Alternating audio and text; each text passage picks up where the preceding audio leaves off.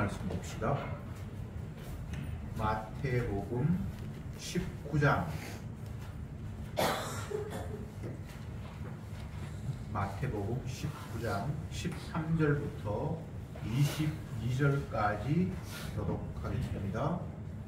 19장 13절에 때에 사람들이 예수의 안수하고 기도하심을 바라고 어린 아이를 데리고 오매 제자들이 꾸짖거늘 예수께서 가라사대 어린 아이들을 용납하고 내게 오는 것을 용납하지 말라. 천국이 이런 자의 것이니라 하시고 저희 위에 안수하시고 거기서 떠나시니라. 어떤 사람이 주께 와서 가로되 선생님이여 내가 무슨 선한 일을 하리라 영생을 얻으리까. 예수께서 가라사대 어찌하여 선한 일을 내게 묻느냐. 선한 이는 오직 한 분이시니라. 네가 생명에 들어가려면 계명을 지키라. 가로되 너는 계명이 어디까. 예수께서 가라사대 살인하지 말라, 남용하지 말라, 도둑질하지 말라, 거짓 증거하지 말라. 네 부모를 공경하라. 네 이웃을 네 몸과 같이 사랑하라 하신 것이니라. 또 정년이 가로되 이 모든 것을 내가 지켰사오니 아직도 무엇이 필요하니까. 예수께서 가라사대 네가 온전하고자 할진대 가서 내 소유를 팔아 가난한 자들을 주라. 그리하면 하늘에서 보화가 네게 있으리라. 그리고 와서 나를 좇으라 하시니 그 정년이 질문이 많음으로 이 말씀을 듣고 근심하여 하니라. 아멘. 오늘 본문은 두 가지 내용이 기록되어 있습니다. 앞에 상황은 어린 아이들을 데리고 예수님께로 찾아오는 그 상황에서 제자들이 어린 아이들을 좀 제재하는 그런 분위기였는데 예수님께서 그렇게 하지 말라라고 하면서 어린 아이를 용납하시는 사건이 앞에 있었고, 두 번째 내용은 부자 청년이 예수님께 와서 내가 어떤 선한 일을 하면 영생을 얻겠습니까? 라고 질문을 했는데 그에 대해서 예수님께서 답변하는 내용이 기록되어 있습니다. 먼저 어린 아이들을 데리고 예수님께 나왔던 이야기부터 살펴봅시다. 사람들이 예수님께서 안수하고 기도하심을 바라고 어린 아이를 데리고 왔다. 그런데 제자들이 그것을 꾸짖었다. 그럴 때 예수님은 오히려 제자들을 꾸짖으면서 어린 아이들 데리고 오는 사람을 막지 마라. 어린 이들을 위해서 천국이 있다. 천국이 이런 자들의 것이다. 이렇게 이제 말씀을 하셨습니다. 제자들의 입장에서는 어린 아이들이 와서 난장판을 만들고 분위기가 소란하고 이렇게 되는 것이 반갑지 않습니다. 왜냐하면 예수님의 이야기는 충분히 알아들을 만한 사람들이 들어야 하고 그들에게 필요하다라고 생각을 했겠지요. 그러니까 제자들의 입장에서는 예수님을 늘 따라다니면서 수종드는 사람들이니까 예수님 불편하게 해드리고 싶지 않아서 아이들은 좀 물러갔으면 좋겠다라고 제재를 했는데 예수님은 오히려 제자를 꾸중하시는 이런 모습입니다. 이 아이들이 오는 것을 제재하고 못 오게 만드는 이 상황을 제가 이 본문을 보면서 제가 어린 시절에 생각이 났어요. 제가 어릴 때 동네에 그 약장수들이 다녔는데 가설극장처럼 큰 텐트를 쳐놓고 거기에서 막 쇼도 하고 그렇게 쇼하고 난 이후에 이제 약 팔고 그렇게 하는데 애들이 당연히 궁금하죠.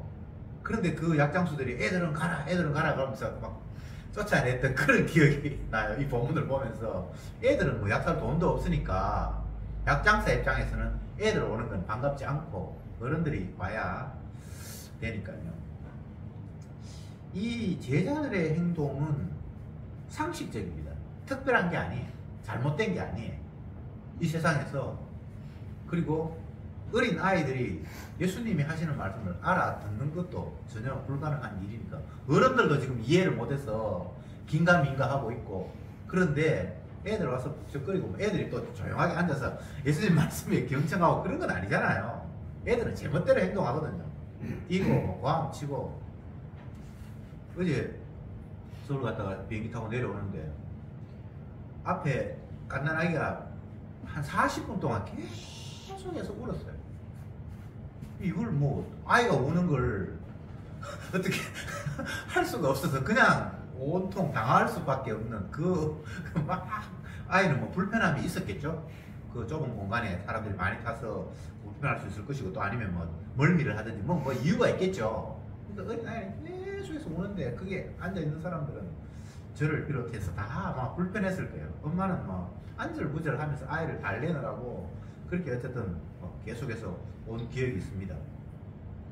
마음 같아서는 애기들 가지고 있는 사람들은 따로 비행기를 마련하든지 해야겠다 이런 생각도 하고 여러 가지 이제 생각이 들었습니다. 어쨌든 어른들의 입장에서는 아이들이 어떨 때는 뭐 귀엽고 사랑스러울 때도 있지만 또 어떤 상황에서는 귀찮고 불편하고 차라리 이 상황에서는 없었으면 좋겠다라는 그런 생각이 있는 게 어른들의 솔직한 심정입니다. 그래서 부모의 입장에서는 그 어린 아이를 만져주고 사랑하고 그에게 복을 빌고 뭐 이런 예수님이 좋을 수 있고, 그래서 이 어린 자기 아이를 예수님께서 안수해 주셔서 복을 빌어 주셨으면 좋겠다라는 그런 마음이 있으니까 애 안고 예수님께 찾아왔겠죠. 그런데 제자들의 입장에서는 어린아이가 그냥 조용하게 해서 안수받고 가면 되는데 어린아이를 못 가면 치고 울고 그 분위기를 흩뜨리고 뭐 그런 상황이 됐으니까 제자들이 어린아이 데리고 오는 부모에게 만류하면서 애들 데리고 제발 오지 마라, 좀 가라, 이렇게 밀어낸 게 제자들 입장에서는 당연한 겁니다. 그런데 그 상황에서 예수님이 개입하셔서 걔들이 오는 걸 금하지 말라 라고 하시면서 덧붙여서 하시는 말씀이 천국이 이런 자의 것이다 라고 까지 이야기를 하신 거예요. 부모의 입장, 그리고 제자들의 입장, 예수님의 입장, 이제 세 상황이 이제 펼쳐지는데, 부모와 제자들의 입장은 순전히 인간적인 관점입니다. 여기에는 하늘나라의 관점이 없어요. 땅의 관점입니다. 자기 아이 데리고 예수님 앞에 나오는 사람도 지 아이 복받고 행복했으면 좋겠다라는 그런 마음, 그리고 그 아이 데리고 오는 사람을 제재하는 제자들도 이렇게 난장판 치면 예수님이 제대로 자기 일 못하시니까 안 된다라는 것도 땅의 관점입니다. 근데 예수님은 그 소란과 야단과 인간의 관점에서 오고 인간의 관점에서 막고 하는 이 모든 관점을 덮으시고 하늘나라를 그 상황을 가지고 설명해 내십니다. 늘 예수님 이래요. 사람들은 땅의 문제를 가지고 옥신각신하면서 맞네 아니네 라고 이야기하는데 주님은 그거 다 듣고 그들의 상황을 하늘의 관점으로 되돌려 버려서 시각을, 야, 땅에서 계속 머물지 말고 너 목을 시선을 들어서 하늘을 봐 라고 말씀을 던지시는 분이 예수님입니다. 애를 데리고 오시는 부모, 애를 데리고 오는 부모, 그것을 막는 제자, 누구도 이것 자체를 가지고 잘했다 잘못했다라고 사실은 답할 수는 없습니다. 엄밀히 따지면 땅의 관점으로 모든 걸 긍정하거나 부정하니까 그건 다 틀린 거고요.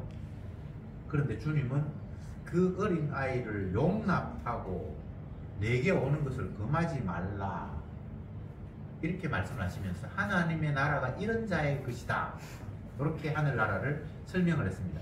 어린아이가 오는 걸 용납한다, 금하지 말고 용납하라. 이건 예수님께 오는 모든 생명을 주님이 받아주시는 그런 모습입니다. 사실은 죄인을 주님께서 부르셨어요. 어린아이같이 철없는 그가 주님 앞에 오는 것은 그 어린아이의 뜻이 아니라 부모가 데리고 온 건데, 엄밀히 말하면 모든 환경을 주께서 허락하셔서 주님이 그들을 부르셔서 온 거예요. 여기는 다른 걸 따지면 안 돼요. 분위기 소란하다 뭐 이렇게 해서 장사 되겠나? 예수님이 자기 할 말씀 하셔야 되는데 애들 이렇게 난장판 치면 분위기 흐트러지지. 이런 건 다 인간적인 생각이고, 그런 환경을 만드시고 오게 하시는 분이, 부르신 분이 주님이었다라는 것을 1차적으로 이야기하고, 그걸 통해서 죄인을 있는 그대로 받아들이시는 주님의 뜻. 예수님이 어린아이 오면 소란하고 뭐 그거 모르는 분은 아니고요. 근데 주님이 그를 부르셨고, 근데 어린아이는 뭐 자기가 주님 앞에 나아간다는 게 자기 뜻도 아니고 그냥 엄마가 데려갔으니까 끌려갔을 뿐이고, 근데 거기 가서도 뭐 자기가 어른 앞에 있으니까 공손해야지, 뭐 내가 복 받기 위해서는 머리를 좋아해야 돼, 뭐 이런 거 없어요. 그냥 거기서 떠들고 까불고 뭐 장난치고 그렇게 했겠죠. 그런 가운데 주님은 그에게 이제 안수를 하시고 뭐 이런 상황이 벌어졌는데, 그러니까 이 상황은 다른 식으로 이해하면 안 되고, 어른들이 만약 예수님 앞에 나온다면 최소한 예의를 갖추거나 복장을 갖추거나 뭔가 필요가 목적이 있어서 자기가 주님을 찾았겠죠. 근데 어린아이는 지금 그냥 강제로 자기 의사와는 상관이 없이 그냥 오게 된 거예요. 주님 앞에 오는 상황은 다 이런 거랍니다.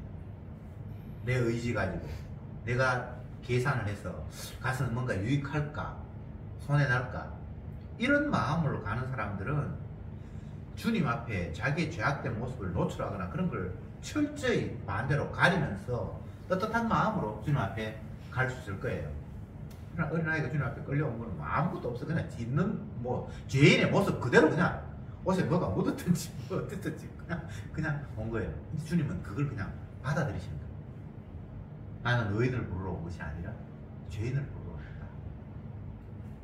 주님 앞에 나아갈 때 내 것 좀 숨기고 감추고 좀 예쁜 모습으로 나아가야지, 그런 걸 주님이 용납하지 않는 거예요. 네 모습은 어차피 죄인의 모습이야. 그냥 그대로 나와. 나는 죄인을 부르러 왔어. 너 더러운 거 내가 알아. 네가 숨긴다고 해서 뭐 깨끗한 것도 아니야. 그냥 있는 그대로 그 모습대로 나와. 내가 네 흠을 씻어줄 거야. 이걸 주님은 이 상황에서 설명하고 계시는 겁니다. 인간의 관점에서는 이해가 안 되죠. 땅에 관심 갖지 말고 이 모든 상황을 통해서 하나님이 어떤 분인지를 네가 와야 한다 라고 하면서 예수님은 이런 식으로 말씀을 하셨습니다. 두 번째 내용은 부자 청년이 예수님께 찾아와서 질문하는 내용입니다. 내가 무슨 선한 일을 하여야 영생을 얻을 수 있겠습니까? 라는 이 질문. 삶이 여유가 있고 나이도 비교적 어린데 청년이라고 나왔으니까요, 나이 많은 사람을 청년이라고 말하진 않겠죠. 비교적 아직 사회 경험도 많지 않고 어린 나이에 부자가 됐으니까 세상적으로 보면 이제 안정권이고 성공한 사람이에요. 근데 이 사람들이 유대 환경에서 자라났으니까 이 땅에서 삶이 행복하고 하는 것으로 만족하지는 못하겠죠. 그죠? 천국, 영생이라는 개념에 대해서 어릴 때부터 배워왔으니까, 그래 이 땅에서는 내가 이제 뭐 아쉬움 없어. 내 젊은 나이에 벌써 뭐 부자가 됐고 뭐 여유가 있으니까 이 땅의 문제는 이제 아무 상관이 없고 걱정이 없는데, 영생 얻는 것 가지고는 아직은 내가 확신을 못 하겠는 거예요. 그 확신을 못 한다는 게 내가 지옥 가겠다 이런 생각을 했다라는 게 아니라, 내가 하나님 앞에 순종을 했어. 그 순종에 대한 복으로 내가 부자가 됐으니까 약간은 긍정적인, 신앙적으로도 구약의 관점에서 보면 순종하면 주님께서 복을 준다고 했으니까 내가 복 받은 것은 순종해서 복 받으니까 어느 정도 하나님 앞에 점수는 따놓은 거는 맞는데, 혹시나 부족한 게 있으면 그 부분 채워서 천국도 이제는 확보해야 되겠다라는 이런 마음을 가지고 예수님께 나와서 내가 무슨 선한 일을 하면 천국 확보하겠습니까? 영생을 얻겠습니까? 라는 이런 질문을 주님 앞에 던졌습니다. 이게 사실은 엉터리 같은 질문인데 본인은 엉터리 같은 질문이라고 생각을 못했겠죠. 최소한 나의 삶에 있어서 불행의 요소들은 없어야 되겠다라는 그런 생각. 점점 더 내가 노력하고 애써서 땅에서 부자가 된 것처럼 천국도 완전히 확보했으면 좋겠다. 보험을 확실히 들었으면 좋겠다라는 이 마음. 이게 이 사람들, 이 개인의 마음이 아니고 모든 인간들이 다 이걸 추구합니다. 그러니까 이게 탓할 수는 없어요. 그런데 이 질문이 분명히 예수님의 답변을 통해서 보면 심각하게 잘못된 질문이에요.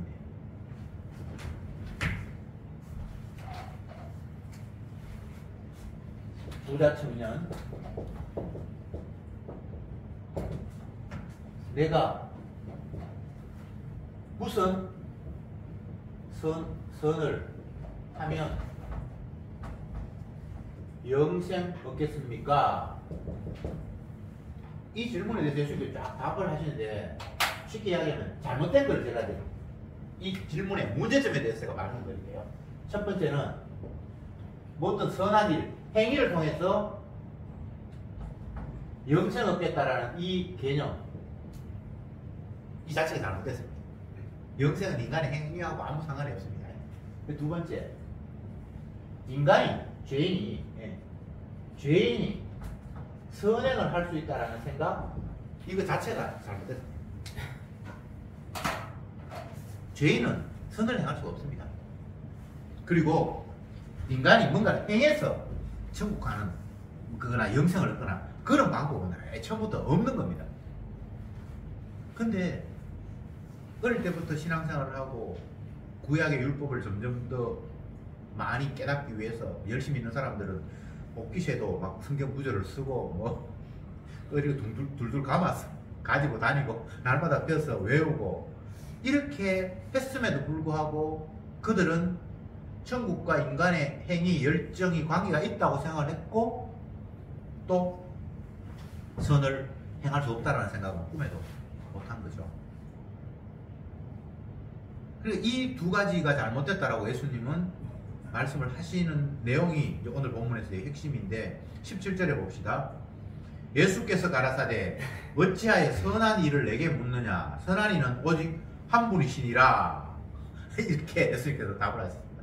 내가 무슨 선한 일을 하면 영생을 얻습니까? 선한 분이 예수님 하나님 한 분밖에 없는데 인간이 감히 선을 논해? 이런 이야기잖아요. 그러니까 이 질문과 대답 속에서 우리가 깨달아야 할 바는 인간은 이렇게 착각하고 있구나. 그리고 주님의 대답은 우리가 얼마나 바보 멍청인가를 계속해서 막 폭격하듯이 말을 쏟아부어요. 주님, 내가 어떤 일을 하면 영생을 얻겠습니까? 어떤 선한 일을 하면 영생을 얻겠습니까? 선한 일. 선한 일. 선한 분은 하나님밖에 없어. 너희들은 죄인이야. 너 지금 죄인인 줄도 모르고 있네. 이런 이야기란 말이죠. 복음은 내가 죄인이라는 것을 깨닫는 것부터 출발합니다. 내가 죄인이라는 인식이 없이 어떤 소식이 기쁘게 들려온다는 거 다 그건 뭔가 오해하고 착각하고 있는 거예요. 명절에 어떤 사람을 만났는데 예전에 좀 아는 사람이에요. 그래서 만났는데 하는 이야기가 이번에 어디에 어느 지역에 뭔가를 개발하는데 정말 이게 좋은 기회라고. 이미 개발될 게 구청에서 이미 결정이 났는데 아직은 그게 공포하지 않은 그런 상황이기 때문에 내가 그걸 알았다고. 조금만 여기 같이 투자하면 니하고 나하고 반반 50% 나오잖아. 우리 애가 아마 그런 이야기에 솔깃해가지고 100만 원 그렇다고.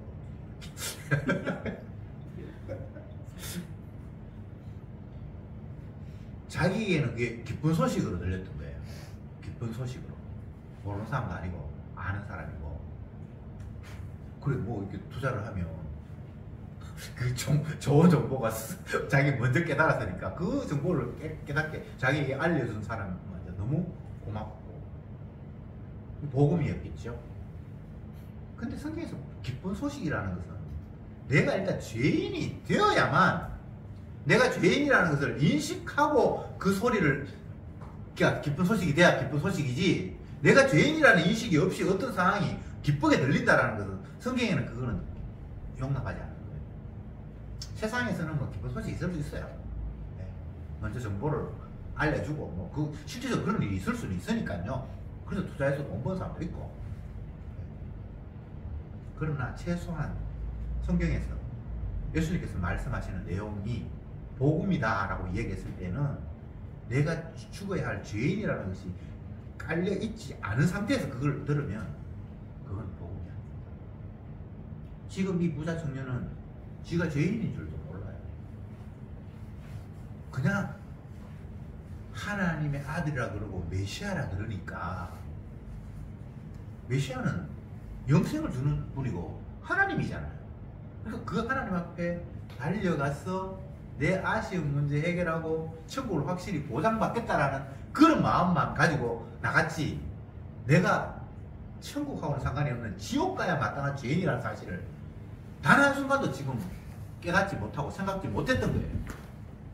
만약 지가 죄인이란 줄 알고 예수님께 나갔다면, 주님 나는 죄인입니다, 내 죄 좀 어떻게 해결해주세요, 이렇게 이야기했겠죠. 그렇지 않습니까? 근데 그런 생각은 없어요. 물론 율법을 보면서 아 내가 이 율법은 제대로 못 지켰구나, 부족하다, 죄인이다, 뭐 그런 생각을 했을 수도 있어요. 했겠죠, 그죠? 네. 그러나 정작 나는 하나님의 말씀 율법에 1000번만 한번 지적가도 단 한마디도 변명할 수 없는 완벽한 죄인이구나라고 본인은 생각한 적이 없어요. 그러니까 감히 천국을 죄인이 넘보면서 어떻게 하면 천국 갈 수 있어요? 내가 어떤 노력 조금만 더 하면 되겠습니까? 지금도 내가 한 뭐 7분 음성까지는 온 것 같은데 나머지 어떤 언덕 조금만 더 넘으면 이제 천국에 이를 것 같은 생각이 있는데, 주님 뭐 어떤 일을 하면 천국 얻겠습니까? 라는 이런 말상, 이게 이 청년만의 생각이 아니고요, 모든 인간이 이 범주 안에 담겨 있습니다. 누구도 여기서 벗어날 수 있는 사람은 없어요. 여기 부자 청년은 그냥 죄인들의 대표예요. 이 사람 욕할 게 아니고 그냥 이게 우리의 모습입니다.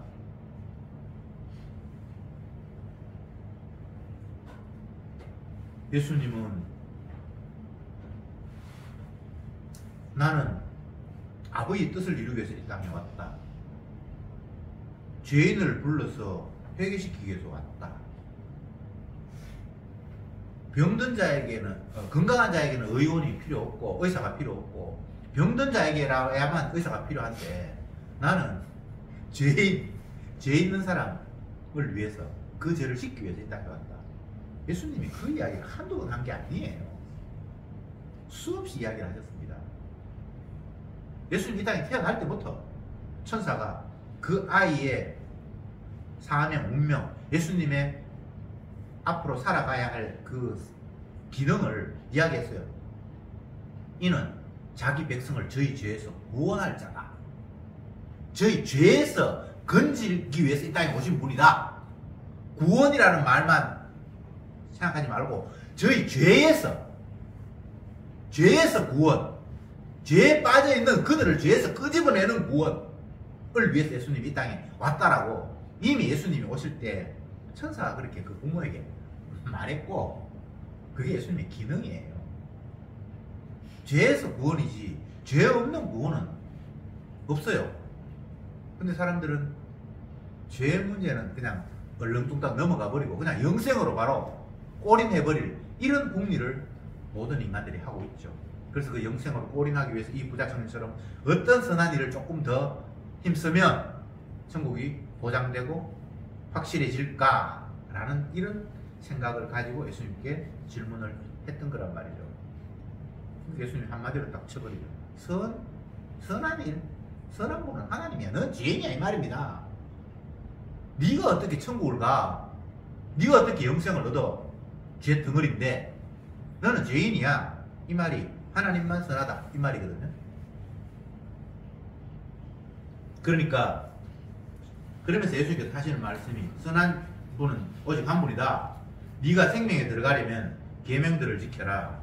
그게 이제 또 함정의 질문인데, 함정의 이야기인데, 네가 생명에 들어가려면 계명을 지켜라. 이렇게 이제 말씀을 하셨잖아요.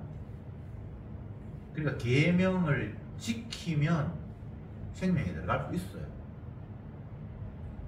근데 계명 지키는 분은 예수님 자기 자신인데 나를 봐. 나에게 의지해야 돼. 예수님은 이렇게 지금 이야기를 하고 계시는 거거든요. 근데 인간은 못 알아듣니까 예? 어느 계명요? 다시 기쁨이 왔어요. 하나님만 선한 분이라고 했을 약간 이렇게 기가 끊겼는데 계명을 지켜야 돼 라고 이야기했어요. 예? 무슨 계명요? 성경에 뭐 돼 있잖아. 살인하지 말라, 간음하지. 이게 10계명을 이야기하는 거예요. 이게 예수님께서 10계명 알잖아. 너 그거 지키면 영생을 얻을 수 있어. 너무 반가웠던 거예요. 자기 어릴 때부터 그거 다 지켰다. 부모님이 가르쳐 주셔서 이웃 공경하라 그러고 이웃 사랑하라 그러고 뭐 하나님 이름을 욕되게 하지 말고 어릴 때부터 뭐 이게 너무나 중요한 거니까 달달달 외웠겠죠.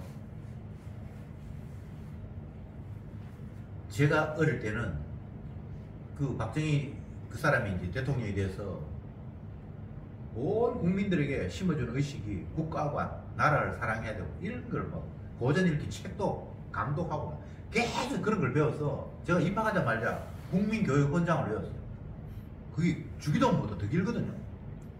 어린 아이가 8살이 그 긴 걸 다 외우도록 강제했단 말이죠. 우리는 민족 중흥의 역사를 띠고 있다는 생각해요. 민족이 부흥하고 번성하기 위한 그 역사 때문에 우리가 있다는 생각해요. 그리고 국가를 위해 희생해야 될 것이 쫙 이야기하고 있어, 그 내용이. 그러니까 나라 그러면 이거는 이제 하나님인 거죠. 나라를 위해서 내가 희생해야 되고, 나라를 위해서 희생했던 놈 안중근 의사 이런 사람이 위대한 사람으로 막 애들에게 책이 읽혀지고,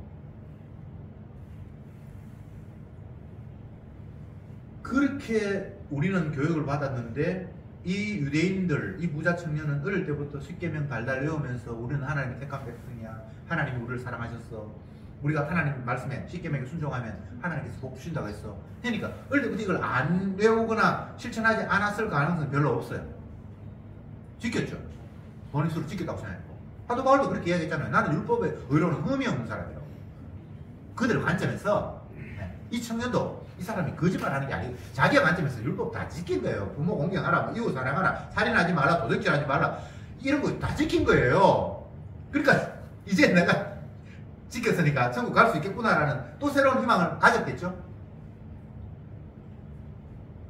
내가 이거 다 지켰습니다.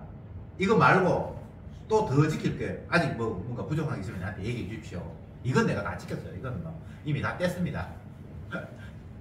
21절에 예수께서 가라사대 네가 온전하고자 할진대 가서 네 소유를 팔아 가난한 데에게 주라. 그리하면 하늘의 보화가 네게 있으리라. 그리고 나를 쫓아라. 이제 또 다른 숙제가 주어졌어요. 이건 자기가 감당할 수 없는 거예요. 네 모든 소유를 팔아 가난한 자에게 주라. 그리고 나를 쫓아라. 이거는 십계명에 없는 내용이에요. 자기가 생각할 때요. 근데 이게 계명하고 직접적인 연관이 있는 거예요. 이 부자 청년은 재물이 많아요. 그리고 그 재물은 자기가 노력해서 모았고 자기의 노력에 대한 하나님의 보상으로 자기에게 주어진 거예요.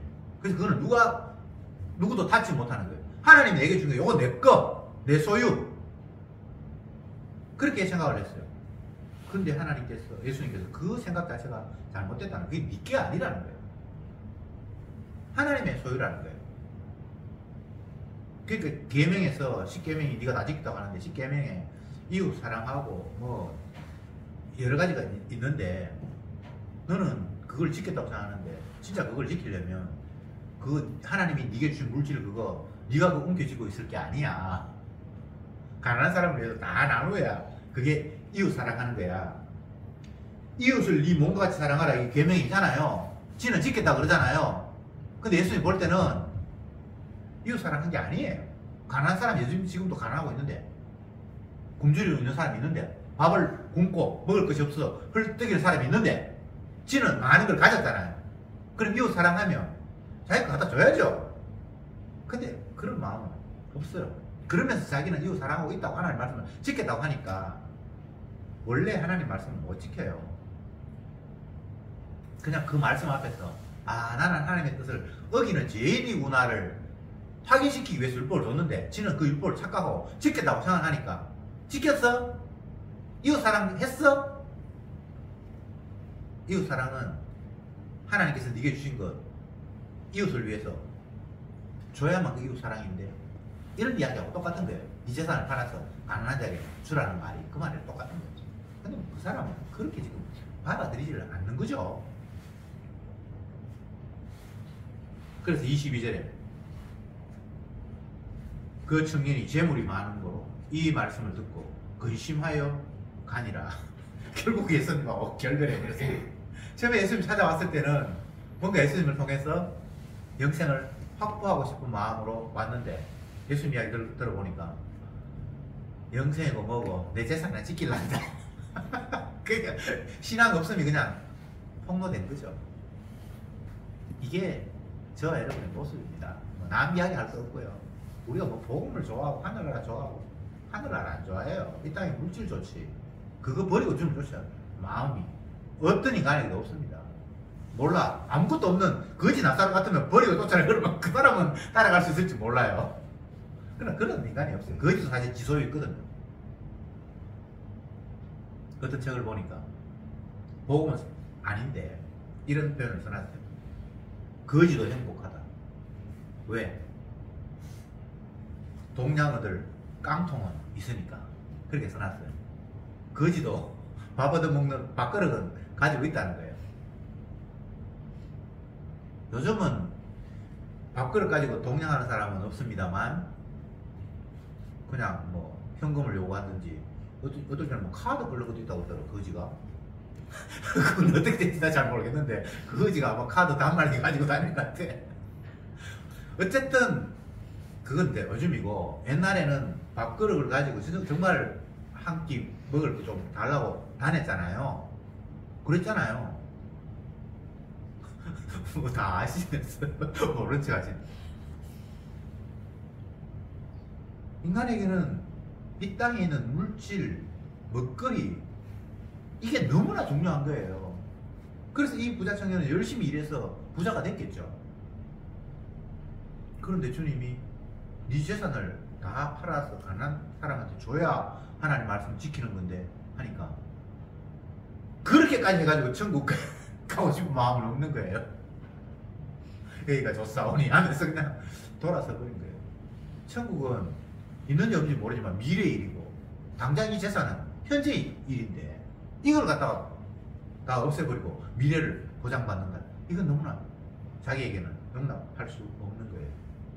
모든 인간이 이 수준입니다. 은혜가 떨어지기 전에는 이 수준이에요.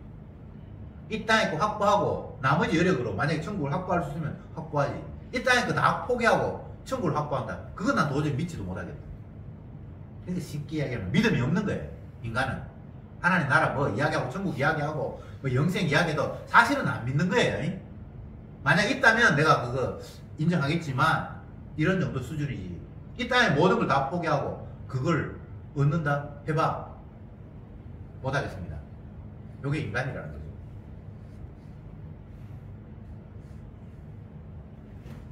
우리는 어떤 경우에도 내 행동을 통해서 천국 갈 수 있는 방법은 없습니다. 그리고 선을 할 수 없는 죄인입니다.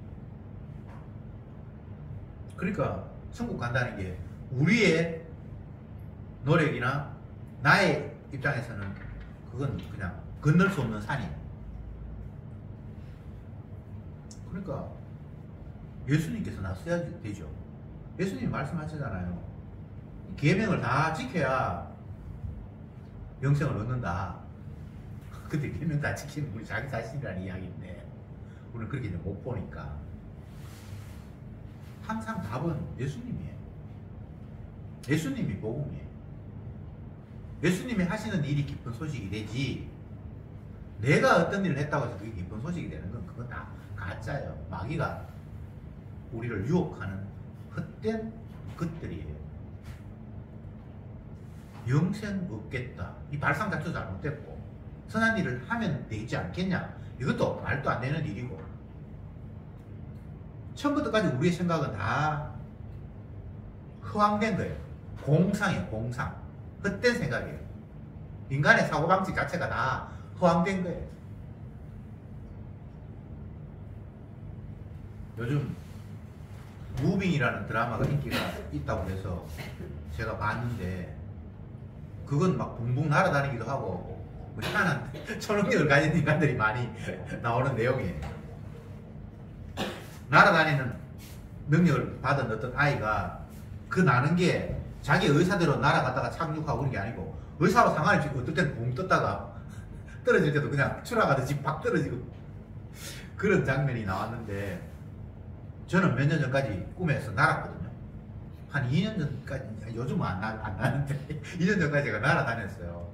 그 친구처럼 그렇게 원하지도 않는데 하늘을 붕 뜬다든지 막 추락할 때 그냥 지 마음대로 막 탁 떨어지지. 그렇게 하지 않고 나는 내가 원해서 막 달려가다가 샥 날고 팔로 막 저으면 조금 더 속도가 나고 안착할 때는 싹 안착하고 내가 꿈에서 그랬어요. 제 능력은 내 옛날에 꿈보다도 못하다 그런 생각을 했는데 지금 그 이야기를 하는 게 아니고 거기서 중요한 게 뭔가 하면 사람은 누구나 다 자기의 능력을 넘어서서 뭔가를 하고 싶은 거예요. 쉽게 이야기하면 신처럼 행동하고 싶은 거예요. 신처럼 남의 마음을 내가 눈으로 읽고 싶고요. 독심술이라는 게 있잖아요. 그리고 내일 미래를 내가 어떤 촉을 가지고 예측하고 싶고요. 그런 거예요. 사람은 다. 그래서 이 땅에서 무당 노릇하고 하는 사람들은 다 그 초능력이 있는 사람들이에요. 있다고 생각하는 사람이 뭐 병을 낫게 한다든지 아니면 한 미래에 네가 앞으로 될 일을 이쪽에 투자하고 뭐 겨울에는 어디 가면 안 되고 이게 다 미래를 이야기하는 거거든요. 이사를 가는데 손이 있는 날이라 하든가 없는 날이라 하든가 어째 그날은 이게 너무 이게 복잡해가지고 돈 많이 줘도 못 간다는 거예요. 그게 손 있는 날이 그렇습니까? 아 없는 날이 그렇습니까? 없는지 그것도 그래 이제 피해서 이제 이사를 가도록 이제 결정하고 그런 일이 있는데 항상 사람들은 자기 자신이 부족한 줄 알아요. 불안해요. 그래서 그 불안을 메꾸기 위해서 어떤 그 미래를 예측한다든지 이런 어떤 능력이 있다면 내가 돈을 주고라도 그 미래를 예측하고 싶은 거예요. 이 부자청년하고 똑같은 마음이죠. 모든 인간이 다 존경심이 있으니까. 근데 그건 신앙하고는 상관이 없고요. 내 잘 되려고 그러는 거예요. 내가 안 다치고 손해 안 보고 편안하게 내가 원하는 목적지까지 가겠다라는 그런 욕망이지. 그건 신앙은 아니에요. 신앙은 내가 없이 그냥 신앙의 대상만 보이는 게 신앙이에요. 나는 간데 온데 없고 구속한 주만 보이는 게 내 신앙이에요. 나는 뭐 쇠하든지 뭐 하든지 아무 상관이 없고 그분이 흥하게 되는 것이 소망이라는 게 그게 신앙이에요. 근데 이건 인간의 마음으로 조질 수 없는 거고 주의 영이 와야 가능한 거고. 사도 바울이 이런 이야기를 했습니다. 자꾸 너희들은 내가 사람들이 원하는 그런 좋은 용기를 주고 희망을 주는 그런 말을 기대하는데 내가 그런 말은 할 수가 없다. 사람에게 좋게 한다면 내가 사람의 종이지 하나님의 종이 아니잖아. 그래서 너희들이 싫어하는 십자가를 계속해서 이야기할 수밖에 없다. 이런 이야기를 했어요.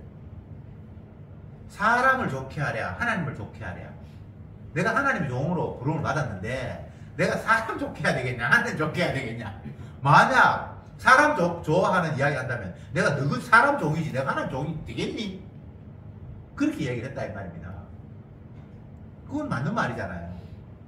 하나님의 종이라고 너희들이 인정한다면 너희들 좋아하는 이야기를 내가 할 수가 없지. 하나님이 기뻐하시는 이야기를 내가 할 수밖에 없잖아. 근데 십자가의 도가 인간들에게는 거슬리는 것이지만 하나님 백성에는 그게 하나님의 능력이다. 이런 이야기를 하고 있잖아요. 여러분 복음이 육을 가진 인간이 행복해할 수 있는 그런 내용이면 그건 가짜예요. 모든 사람들이 모였는데 그 이야기 너무 기분 좋다. 그건 성경 이야기는 복음이 될 수가 없어. 사람에는 거슬리는 게 돼야 돼. 복음이 십자가의 도가 걸림돌이 되고 듣기가 싫고 육을 가졌으니까 그럴 수밖에 없는 거예요. 그러나 주님의 관점에서 보니까 그것만이 유일한 소망입니다. 복음은 그런 거예요. 그래서 예수님은 계속해서 그 이야기를 하시고 싶은 거예요. 여러분, 우리가 육을 가졌다는 것, 아담의 후손이라는 것, 그래서 내가 육의 소욕을 이게 날마다 이게 올라오면서 그걸 추구한다는 것, 이거는 버릴 수도 없고 인정 안 하면 안 돼요. 그러나 그게 전부가 아니잖아요. 육의 우리에게 껍데기 육인 우리에게 주님이 우리의 가슴에 자기 귀한 복음을 담아 놓으셨거든요. 그 두 가지 요소가 성도에게 있다 이 말입니다. 껍데기 육을 추구하는 요소, 이 땅에서 뭐 잘 먹고 잘 살고 편하고 싶은 그런 육의 요소가 있고 또 내 마음에 주님이 주신 십자가의 도가 있기 때문에 그 요소들이 우리를 또 움직이고 있잖아요. 그러니까 성도들에게 사도 바울은 아니면 주님은 계속해서 그 요소들, 내가 너에게 심어준 그 요소들을 계속해서 자극하는 거예요. 성도는 그게 자극을 받을 수 있죠. 성도 아닌 사람은 그 자극이 안 되고 십자가 이야기하고 죄인 이야기해봐야 성도 아닌 사람들은 그건 관심이 없고, 내가 무슨 죄가 있노? 나는 뭐 이때까지 물론 뭐 잘못은 했지만은 구속될 일도 없고 경찰서도 필요 없고 교도소도 필요 없고 내 같은 사람을 위해서는 법도 필요 없다, 이런 사람이 수두룩해요. 그러나 주님이 이야기하시는 죄인은 그런 개념이 아니에요. 태생 자체가 우리는 내 밖에 모르는, 주님이 주인인데 내가 주인이 된 채 태어난 인간, 모두가 다 각자 다 주인이에요.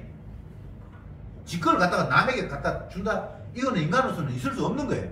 이 부자 청년 아니라 뭐 어떤 사람이라도 네 것을 다 하나 가난한데 주고 나을 것처럼 하면 이 말 앞에는 아멘 할 수가 없어요. 이거는 뭐 내하고 상관이 없는데 나 도저히 엉망을 했다고 주님 품을 돌아서 떠나가니라 제 갈 길로 가니라 이렇게 될 수밖에 없어요.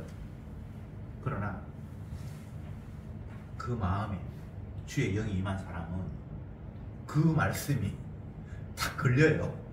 그걸 그냥 모른 체 할 수가 없다니까. 싫은데 죄인이란 말이 뭐 그렇게 유쾌하진 않은데 그거 인정할 수밖에 없어요. 그리고 내가 어떤 일을 해서 주님 앞에 인정받을 수 있다라는 그 생각이 아무리 생각해봐도 그게 받아들이지 않아. 내가 하는 일을 하나님 기뻐할 수 있을 것 같은 생각이 안 들어요. 우리는 생각하는 게 이 순수한 것 같은데 결국은 그게 감추어진 꼬불진 나의 이익이에요. 나의 순수한 내 이익을 떠나서 뭔가 할 수 있는 존재가 아니에요. 나는 무엇을 해도 그게는 나의 이익이 다 감춰져 있어요. 노골적으로 자기 이익을 세운 사람이 있는가 하면 아닌 것처럼 뭐 구제도 하고 헌신도 하고 봉사도 하고 뭐 하는데 그게 자기 이익이 그게 다 개입이 돼 있어. 인간은 그걸 벗어날 수가 없어요. 그래서 성도는 내 선한 일로 하나님이 기뻐하실 것이라는 생각 할 수가 없어요. 결론으로 말씀드리겠습니다. 예수님이 자기 백성의 죄를 위해서 십자가에서 그 죄를 담당하지 않으면 해결책이 없습니다. 그래서 죄인에게 나는 죄인을 보러 왔다고 하시면서 내가 네 죄에 위해서 십자가에서 죽을게 라는 그 예수님의 십자가 이야기가 죄인인 우리에게 유일한 기쁜 소식이 되는 겁니다. 기도합시다. 주님, 부자 청년이 되었건 어린 아이를 예수님 앞에 복받게 하기 위해서 데리고 왔던 부모였건 그 누구라도 인간은 자기의 유익을 챙길 수밖에 없습니다. 그러나 내 유익을 챙긴다는 그 자체가 죄라는 사실을 우리는 말씀을 통해서 다시 한번 확인하게 됩니다. 나의 유익은 없고 창조주 하나님의 기쁘신 뜻만이 이 세상에 가득 채워져야 할 공간에 내 유익을 위해서 오히려 예수님을 이용하려고 했던 것이 어린 아이를 예수님 앞에 데려왔던 부모였고 또한 주님 앞에 찾아왔던 부자 청년이었습니다. 인간의 삶이 여기에서 벗어날 수 없음을 저들은 고백합니다. 그러나 이런 인간들에게 주님이 당신의 사랑을 보여주기 위한 택한 백성이라는 이유 때문에 우리에게 성령을 심어주시고 그 성령을 통해서 우리가 죄인된 사실을 깨닫게 하시고 이 죄는 내 행동을 통해서 내 삶을 통해서가 아니라 주님의 십자가의 피 흘림을 통해서만 온전하게 된다는 사실을 알려주시니 참으로 감사합니다. 율법 지키시는 분, 율법을 지켜야만 의롭게 된다는 그 율법 지키시는 분이 예수님이라고, 그분의 지키심이 나에게 주어졌다고 깨닫게 하신 주님 앞에 다시 한번 감사드립니다. 제발 내 행동 아닌 주님의 행하심에 주목하면서 그것만 자랑하는 자들이 되게 하옵소서. 예수님의 이름으로 기도드립니다. 아멘.